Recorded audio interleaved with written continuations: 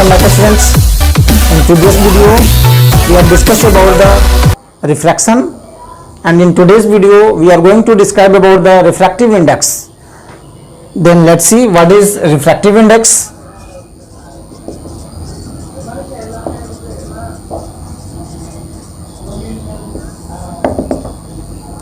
What is refractive index? Refractive index determines how much angle of bending of light is to be represented. Okay, that means you can say it is the physical quantity which measures the angle of bending of light when light rays goes from one medium to another medium.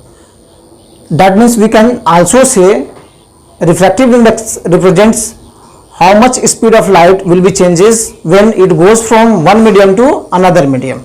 तो ये refractive index होता है. That means ये हमें बताता है कि जब भी लाइट रेज वन मीडियम से दूसरे मीडियम में जा रहा है तो कितना एंगल बेंडिंग होगा, बेंडिंग ऑफ एंगल क्या फॉर्म होगा, ये बताता है refractive index. That determines the angle of bending when angle of bending of light when it goes from one medium to another medium. ठीक है, तो दैट मीन्स आप बता सकते हो इट इज, इसको हम लोग एन से रिप्रेजेंट करते हैं. तो आप बता सकते हो it is the physical quantity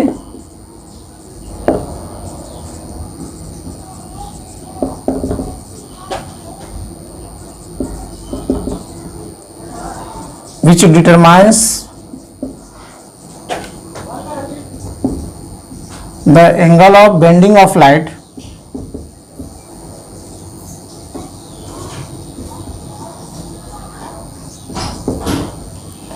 it is physical quantity which determines the angle of bending of light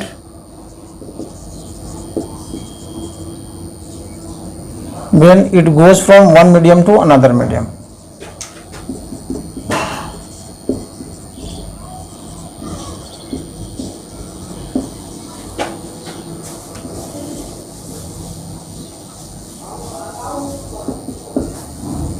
ठीक है, it is a physical quantity which determines the angle of bending of light when it goes from one medium to another medium. So that is determined by the refractive index. It also determines how much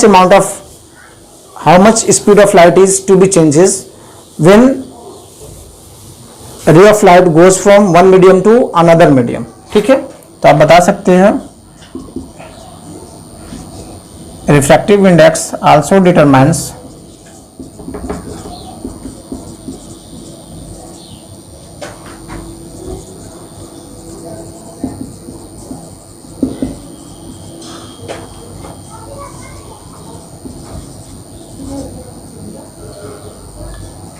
refractive index also determines the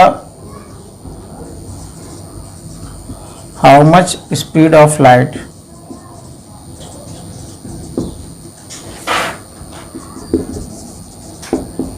is to be changes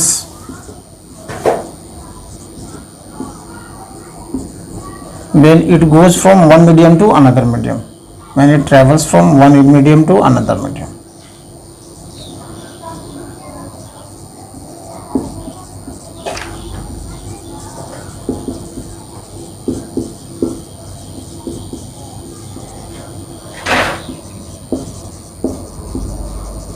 ठीक है, तो ये refractive index है जो हमें बताता है physical quantity है that measures the angle of bending of light. Okay, और ये हमें बताता है कि how much speed of light is to be changes when it travels from one medium to another medium. Okay, इसको हम लोग एन से रिप्रेजेंट करते हैं. अगर आपका refractive index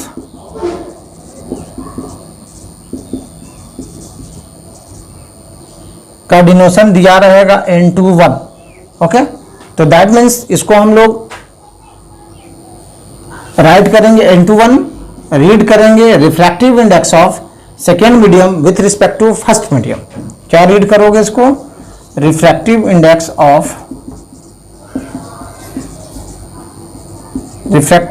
of second medium with respect to first medium. ठीक है, लिखते हैं ऐसे हम लोग. अब पढ़ना होगा ऐसे, refractive index of second medium with respect to first medium. अगर हम लोग इसको N12 कर दें तो आप बताओगे refractive index of first medium, refractive index of first medium with respect to second medium. ठीक है, refractive index of first medium with respect to second medium.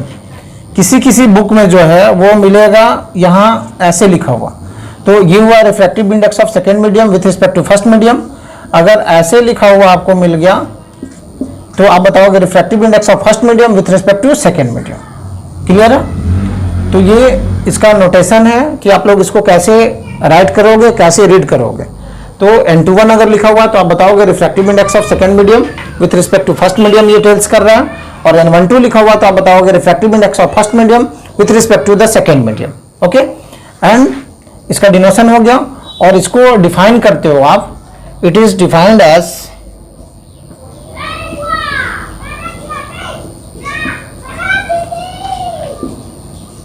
the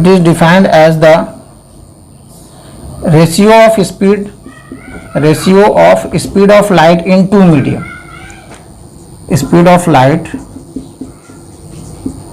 in two medium।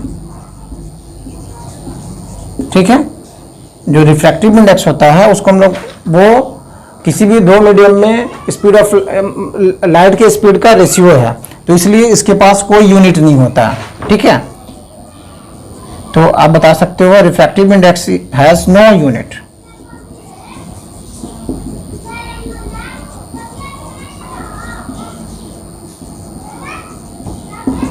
ठीक है, रिफ्रैक्टिव इंडेक्स के पास कोई unit नहीं होता।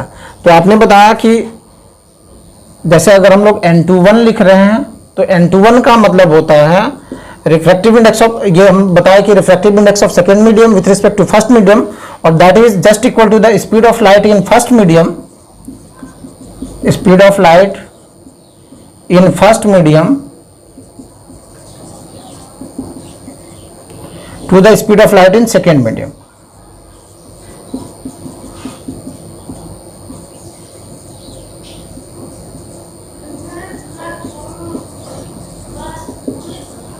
यानी इसको हम लोग V1/V2 कह सकते हैं। ठीक है, N21 इक्वल टू क्या हो गया, N21 को हम लोग पढ़ेंगे refractive index of second medium with respect to first medium, और that is just equal to the speed of light in first medium to the speed of light in second medium.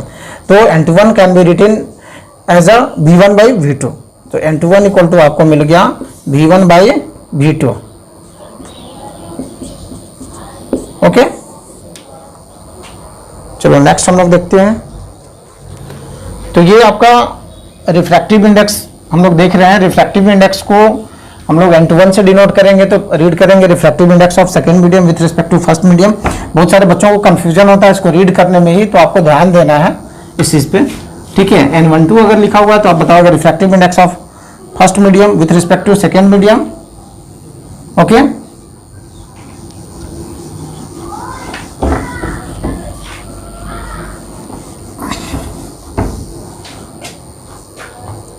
उसके बाद अगर कहीं कहीं आपको, ये बहुत ही इंपॉर्टेंट टर्म्स है, इसको आपको ध्यान देना है। कहीं कहीं आपको अगर लिखा हुआ मिल जाए NM, ऐसा भी लिखा हुआ मिल जाता है, तो NM लिखा हुआ मिल जाए तो दैट मीन्स आपको ये समझना है रिफ्रैक्टिव इंडेक्स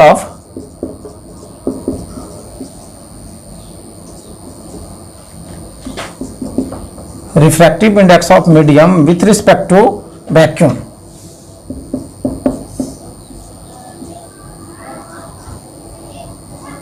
ठीक है, refractive index of medium with respect to vacuum, या एयर भी आप कह सकते हो।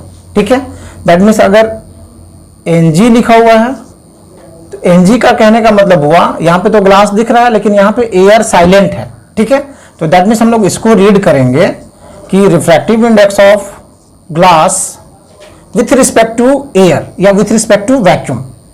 रिफ्रैक्टिव इंडेक्स ऑफ ग्लास, यहां पे मीडियम की जगह पे क्या हो गया, ग्लास हो गया। Refractive index of glass with respect to vacuum.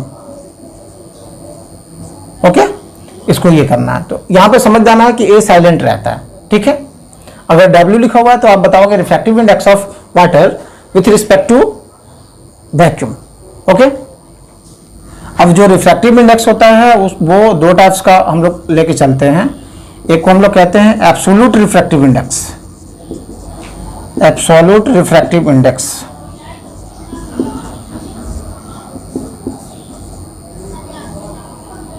Okay, तो एब्सोल्यूट रिफ्रैक्टिव इंडेक्स क्या होता है?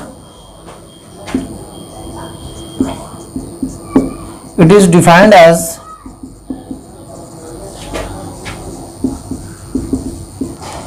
refractive, it is defined as a ratio of refractive index of medium, it is defined as the ratio of refractive index of medium to the refractive index of vacuum.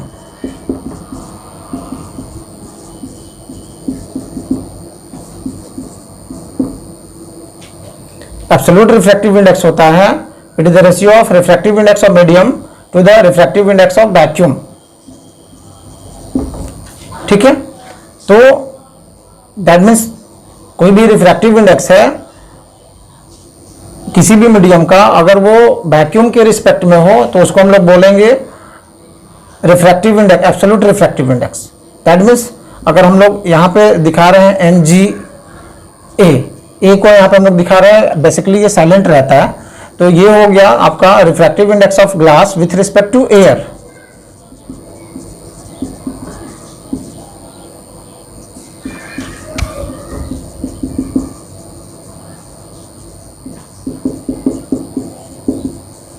Okay, तो absolute refractive index को आप बताओगे refractive index of medium with respect to air is known as absolute refractive index, और NGA हो गया आपका। और इसको जो है NGA को आप ये कर सकते हो तो NG/NA, और इसका मतलब होता है VA/VC।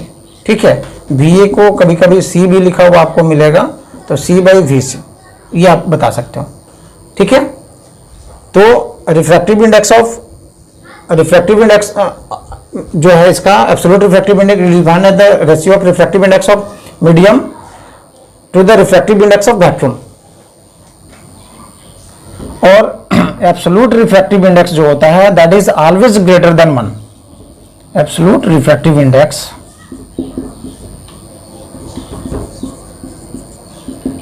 Is always greater than 1।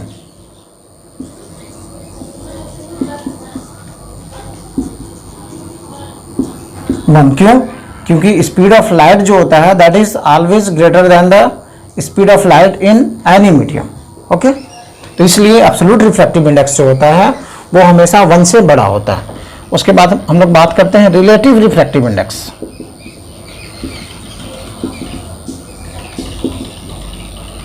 Relative refractive index,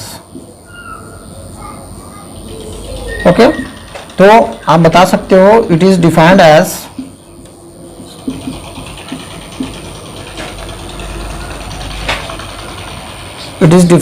the ratio of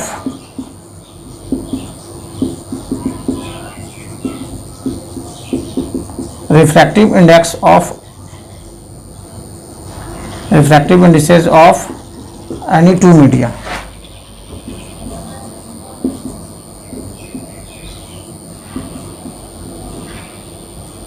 ठीक है, it is defined as the ratio of refractive indices of any two media. किसी भी दो मीडिया का अगर ये करते हो अदर देन एयर की हम लोग बात करते हैं इसमें, तो किसी भी दो मीडिया का रिफ्रैक्टिव इंडेक्स अगर हम लोग कंपैरिजन करते हैं एयर को छोड़ के, तो वो आपका हो जाता है रिलेटिव रिफ्रैक्टिव इंडेक्स। जैसे हमने बताया NGW, ठीक है, तो आप बता रहे हो refractive index of glass with respect to water. Okay, तो इसका मतलब हो गया NG/NW, दैट मीन्स कहने का मतलब यहाँ पे आपको मिल जाएगा BW/BC। ओके, तो कहने का मतलब यहाँ पे हुआ कि एब्सोल्यूट रिफ्रैक्टिव इंडेक्स जो होता है वो किसी भी मीडियम का एयर के रिस्पेक्ट में रिफ्रैक्टिव इंडेक्स का रेशियो होता है, और रिलेटिव रिफ्रैक्टिव इंडेक्स जो होता है किसी भी टू मीडियम्स का रिफ्रैक्टिव इंडेक्स का रेशियो होता है। ओके, चलो यहाँ पे एक चीज हम लोग और देखते हैं।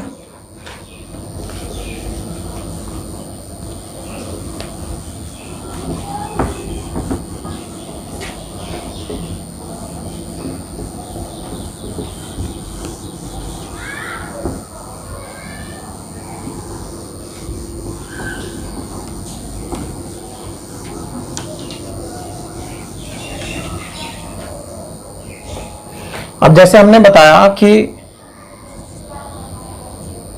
जैसे हम लोग बोल रहे हैं NGW, ठीक है, तो NGW कहने का मतलब कि ये हमने बताया NG/NW, that means refractive index of glass with respect to water equal to the ratio of refractive index of glass to the refractive index of water. तो that is just equal to the speed of light in water by the speed of light in glass. ये हो गया।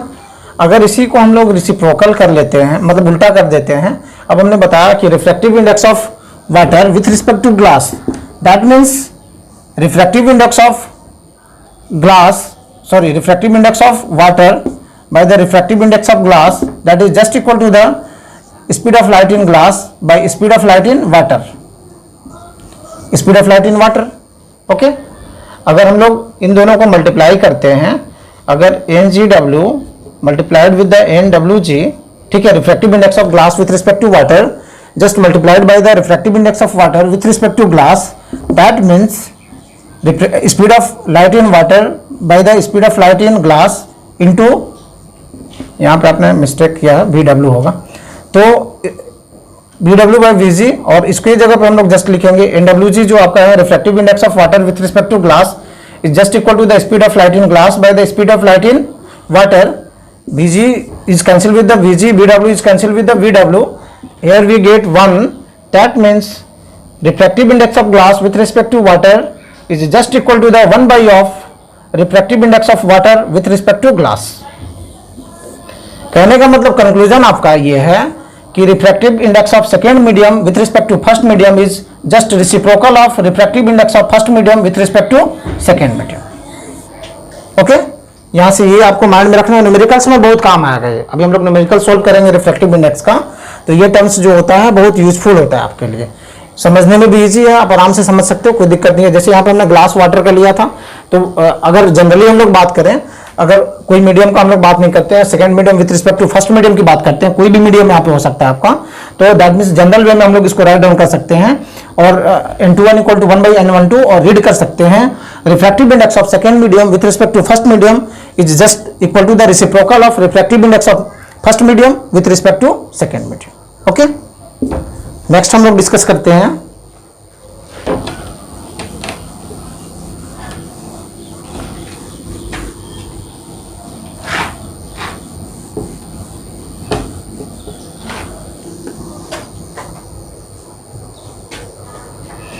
ये हम लोगों ने देख लिया रिफ्रैक्टिव इंडेक्स का। उसके बाद हम लोग यहाँ पे बात करते हैं, जैसे ऑप्टिकल डेंसिटी का हमने बताया था पिछले वाले वीडियो में, हम लोगों ने डिस्कशन किया हुआ था ऑप्टिकल डेंसिटी का। तो आपने बताया था कि जिसका ऑप्टिकल डेंसिटी हाई होता है, high the optical density of the medium, high the optical density of medium less the speed of light in that medium,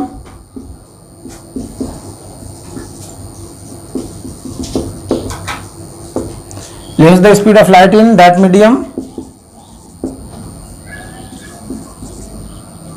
and more refractive index, जितना ऑप्टिकल डेंसिटी ज्यादा होगा उतना ही रिफ्रैक्टिव इंडेक्स ज्यादा होगा, more the refractive index of that medium, more the refractive index of that medium. Okay, और दूसरा आप बता सकते हो low the optical density of medium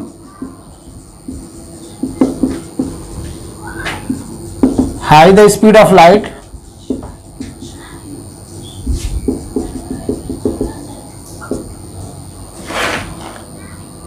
and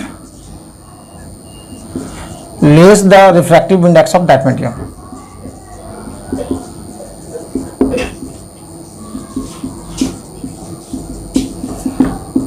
less the refractive index of that medium.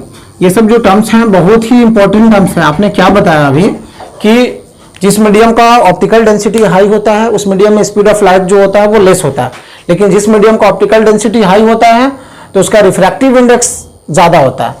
तो जिसका रिफ्रैक्टिव इंडेक्स ज्यादा होता है, दैट मीन्स कहने का मतलब कि जिस मीडियम में स्पीड ऑफ लाइट जो होगा वो कम होगा उसका रिफ्रैक्टिव इंडेक्स ज्यादा होगा, और जिस मीडियम में स्पीड ऑफ लाइट ज्यादा होगा उसमें रिफ्रैक्टिव इंडेक्स कम होगा। ओके,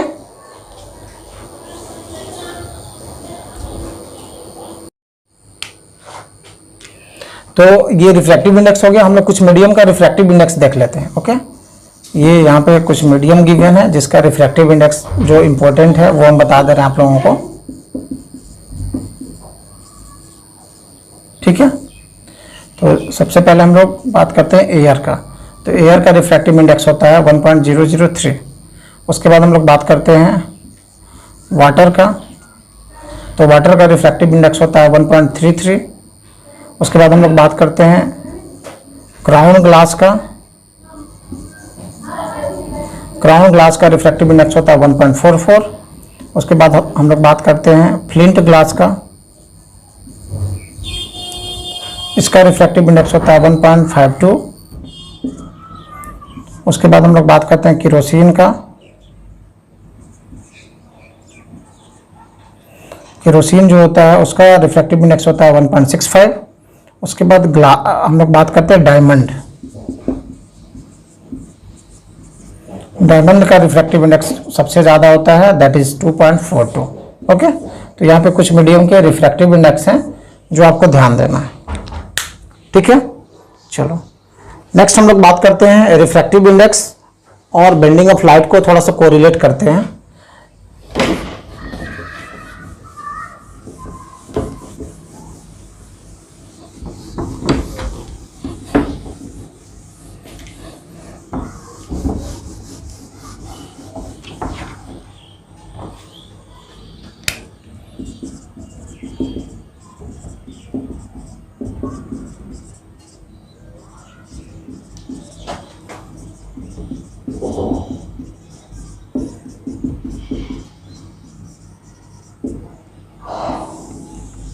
ठीक है, refractive index and bending of light को हम लोग कोरिलेट कर रहे हैं। तो यहाँ पे हम लोग सबसे पहले रिफ्रैक्टिव इंडेक्स का कॉलम बनाते हैं second medium with respect to first medium. फिर यहाँ पे हम लोग N21 इक्वल टू V2/V1 की बात करते हैं, यानी स्पीड ऑफ लाइट। ठीक है, यानी हम लोग बात करेंगे स्पीड ऑफ लाइट। ठीक है, N21 स्पीड ऑफ लाइट। उसके बाद हम लोग बात करेंगे ऑप्टिकल डेंसिटी का, फिर बेंडिंग ऑफ लाइट। यहाँ पे हम लोग बात करेंगे फिर ऑप्टिकल डेंसिटी। ठीक है, ऑप्टिकल डेंसिटी। उसके बाद हम लोग बात करेंगे बेंडिंग ऑफ लाइट का।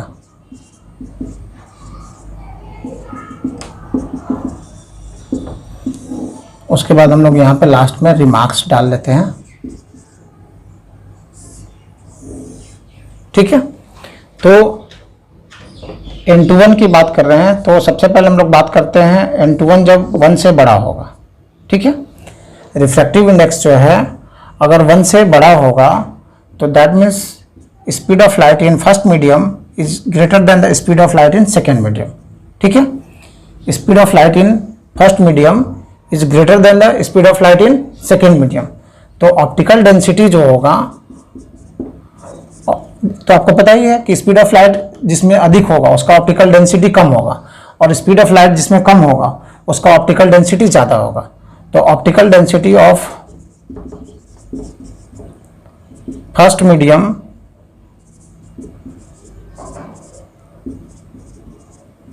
is less than optical density of second medium.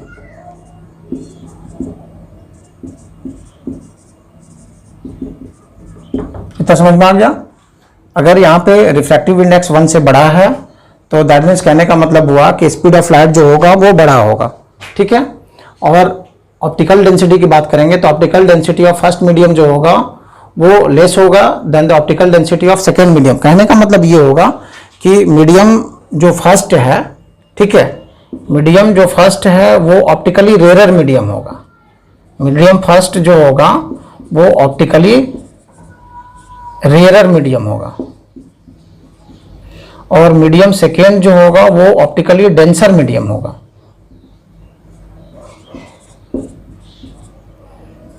Medium second optically denser medium, ठीक है। मीडियम फर्स्ट जो हो जाएगा वो ऑप्टिकली रेयर मीडियम, और मीडियम सेकेंड जो होगा वो ऑप्टिकली डेंसर मीडियम हो जाएगा, ठीक है। तो जब ऐसा होगा तो स्पीड ऑफ लाइट जो होगा ये होगा बेंडिंग किसका किधर होगा, bending towards the normal.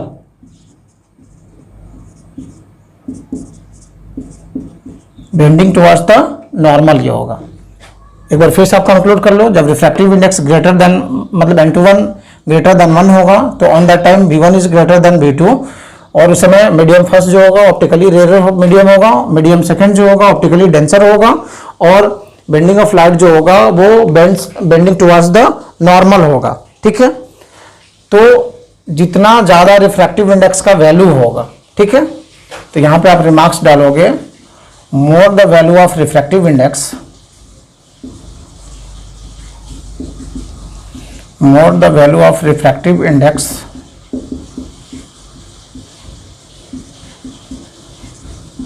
more the bending of light towards the normal। जितना ज्यादा किसी मीडियम का रिफ्रैक्टिव इंडेक्स होगा उतना ही ज्यादा बेंडिंग होगा लाइट का टुवर्ड्स द नॉर्मल। ओके, ये चीज क्लियर हो गया। अब हम लोग सेकेंड पॉइंट्स की बात करते हैं। अगर आपका n21 जो है वो स्मॉलर होगा 1 से, तो दैट मीन्स जो v1 होगा वो v2 से स्मॉलर होगा। ओके, तो उस समय मीडियम जो फर्स्ट है वो हो जाएगा optically denser medium,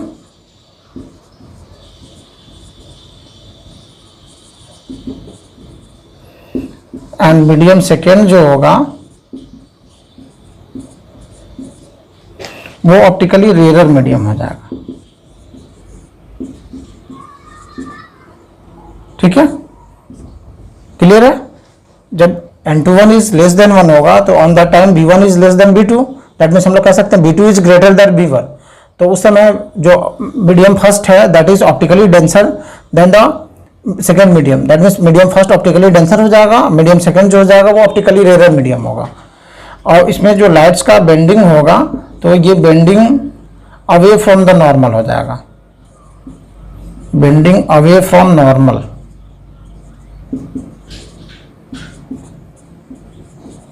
bending away from the normal हो जाएगा। यहां पे रिमार्क्स में आप डालोगे कि जितना ही कम रिफ्रैक्टिव इंडेक्स होगा, less the value of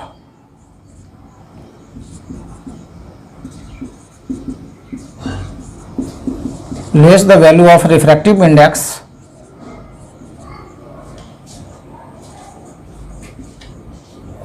more the bending of light away from the normal, more the bending of light away from the normal, ठीक है। तो ये हम लोगों ने देखा how refractive index is related to the bending of light, ठीक है। तो आपने कंक्लूजन क्या निकाला कि जितना ज्यादा रिफ्रैक्टिव इंडेक्स होगा उतना ज्यादा बेंडिंग होगा टुवर्ड्स द नॉर्मल, और जितना कम रिफ्रैक्टिव इंडेक्स होगा उतना ही ज्यादा बेंडिंग होगा लाइट्स का away from the normal. Okay, तो ये बहुत मेन इंपॉर्टेंट पॉइंट्स है, पूरा कंक्लूजन है, इसको आपको माइंड में रखना है, ठीक है। आप इसका स्क्रीनशॉट ले सकते हो फर्दर यूज के लिए। फिर देन हम लोग नेक्स्ट टॉपिक रिफ्रैक्टिव इंडेक्स से रिलेटेड पढ़ते हैं, और रिफ्रैक्टिव इंडेक्स का लास्ट टॉपिक है ये। हम लोग देखेंगे relation of refractive index with wavelength. Okay,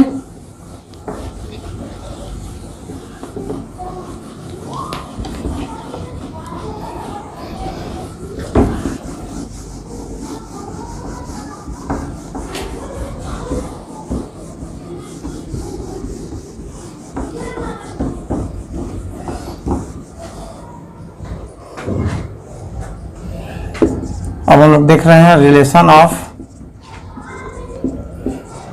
refractive index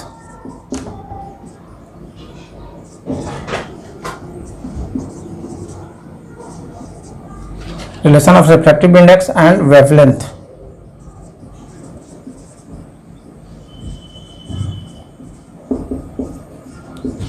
in a medium। ठीक है, रिफ्रैक्टिव इंडेक्स में और वेवलेंथ में, मीडियम में के रिलेटिव, मतलब रिफ्रैक्टिव इंडेक्स में और वेवलेंथ में क्या रिलेशन है, ये हम लोग देखने वाले हैं। ठीक है, तो देखो N21 इक्वल टू हम लोग क्या लिखते हैं, B1 by B2। That means कहने का मतलब है कि refractive index of second medium with respect to first medium is just equal to the speed of light in first medium to the speed of light in second medium. और हमने पीछे आपको बताया है कि जब भी रिफ्रैक्शन होगा तो इसका जो स्पीड होता है वो चेंज होता है और इसका जो वेवलेंथ होता है वो चेंज होता है। ठीक है, स्पीड जो होता है वो चेंज होता है और वेवलेंथ जो होता है वो चेंज होता है और फ्रीक्वेंसी चेंज नहीं होता, फ्रीक्वेंसी कांस्टेंट रहता है इसका। तो दैट मीन्स आप कह सकते हो कि during refraction wavelength of light is to be changes and frequency of light remains constant. ठीक है, फ्रीक्वेंसी कांस्टेंट रहता है। तो आप पीछे एक फॉर्मूला पढ़े हो, speed of wave equal to, आप लिखते हो फ्रीक्वेंसी इंटू वेवलेंथ। ठीक है, फ्रीक्वेंसी इंटू वेवलेंथ। फ्रीक्वेंसी को हम लोग एफ से भी डिनोट करते हैं, न्यू से भी डिनोट करते हैं, तो ये न्यू सिंबल है। और वेवलेंथ जो होता है उसको हम लोग लैम्डा से डिनोट करते हैं। तो स्पीड ऑफ, अगर इसका हम लोग यूज करें तो speed of light in first medium अगर हम लोग लिखें तो न्यू इंटू लेमडा वन, क्योंकि लेमडा वन क्यों, क्योंकि वेवलेंथ चेंज होता है तो अलग अलग मीडियम के लिए अलग अलग वेवलेंथ होगा। V2 की अगर बात करते हैं तो न्यू इंटू लेमडा टू। ठीक है, क्लियर हो गया। अब हम लोग यहाँ पे इन दोनों को देखते हैं तो N21 इक्वल टू क्या आपको मिल जाएगा, V1 by B2। That means new lambda one by new lambda two, new cancel हो गया तो यहाँ से बचेगा lambda one by lambda two. Okay, तो इसका फाइनल रिलेशन आप बता सकते हो कि N21 equal to N2 by N1 equal to V1 by V2 equal to lambda one by lambda two. Okay, this is the final relation between the refractive index and wavelength. Okay, concept clear है। जब भी light pass होता है one medium से दूसरे medium में तो उसका वेवलेंथ चेंज होता है। यहाँ पे इंक्लूड कर लेना, तुम्हें समझने के लिए काम देगा। व्हेन लाइट गोज फ्रॉम, हमने पीछे बताया हुआ है, when light goes from one medium to another medium,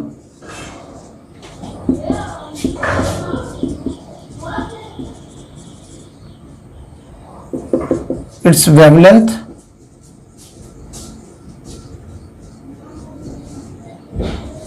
will be changes।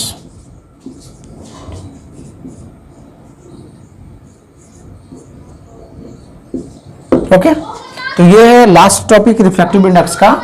हमने देखा relation of refractive index and wavelength of a medium.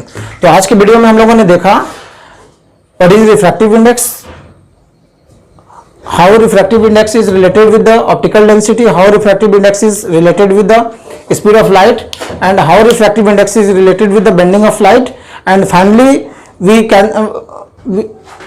conclude what is the relation between refractive index and wavelength of a medium.